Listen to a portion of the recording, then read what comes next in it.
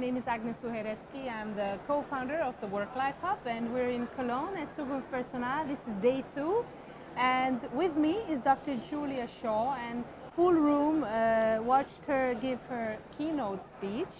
So Julia, you're a memory scientist. You're also the co-founder of Spot, a startup that we're going to discuss in just a moment. What would you say is the link between your specialist subjects but also Zukunft Personal? Why should employers, HR people be thinking broader and maybe include your area? I think memory is important for everybody to understand, especially in the workplace, because I mean, you need to remember meetings that you go to, you need to remember people's names, you need to remember sort of what you're doing on a day-to-day basis. And from time to time, especially as an HR professional, you also need to talk to other people about their memories of what happened. And sometimes, this touches on my work, you need to ask people about emotional memories. So my latest venture is actually looking at how we can best record emotional memories of harassment and discrimination, and how we can empower HR to really record these memories and to respond in an evidence-based way. I really enjoyed one part of your presentation when you were explaining that because we all have our emotions, they color our memories, and they also, so we basically, our memories are one interpretation of reality, and even if we would be at the same situation, you and I would have probably very different memory or capture it or remember it differently. Now, in the workplace, I was also thinking that this could probably be quite important because you have power relations, you have maybe fear, intimidation. So I think even though we don't want to discuss this, there's a lot of emotion at work, right? Absolutely. So I think that there are certain memories, especially if you experience harassment or discrimination or bullying at work, quite often it's between different levels. So I mean, sure, if a colleague at the same level harasses you, that's one thing, but you're probably much more likely to speak up in that case than if it's your boss or if it's someone who's in charge who can maybe disadvantage you if you speak up.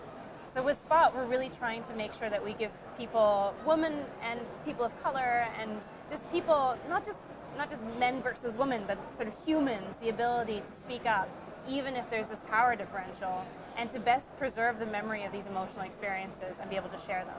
So that's why Spot actually also allows anonymous recording. So it captures the memory, shares it, and if you feel like it's really important and you're worried about speaking up because there are power imbalances, you can do it anonymously as well. So would you like to maybe tell those who watch a little bit more how it works? Is this an app? Is this a platform? How can they use it, or how can people find it? Yeah, so Spot is a chatbot that helps people record workplace harassment and discrimination. And it allows you to, you just go to talktospot.com, it allows you to walk through a perfect memory interview that captures all the details that are sometimes easy to miss. So you might not normally record if there are witnesses. You might not also have a perfect note right away, but this allows you to contemporaneously, so right away, record everything and really keep really high quality evidence that you can then immediately send to HR, or not, if you don't want to come forward right away. And HR, and this is the piece that we work with, on the other side, we work with HR professionals to make sure that they have systems in place to respond even if people are anonymous. And so through Spot, both sides can communicate with one another and make sure that we speak up more about these issues and have better evidence to rely on. Now, maybe that's not fully relevant, but it makes me think of, I read somewhere that when I ask my kids, how was school? That's apparently really the worst thing to ask. So if people would like to, they're in important meetings or they're at important events and they want to make sure that they have a full and quite a realistic memory or capturing of what happened in important situation, what would be your advice? How could people capture or fix or, make sure that they can record things, events at work that happen that are very important? I mean, the single best thing you can do is to use something that's time-stamped. So ideally, immediately, if something is important, a piece of information, write it down, record it right away. Assume you're going to forget, because your brain is really bad at retaining precise information. Write it down, record it. And then if you can use something like Spot, or even more simply, you can email yourself, and that's time-stamped, and then you can prove, look, I remember this at the time. I mean, in terms of questions, try to ask open questions. What else can you remember?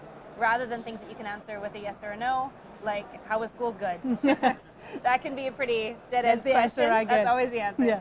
And so I think there are also things you can learn from interview processes, but there's a whole literature on how to ask the right questions, because words really matter for these things.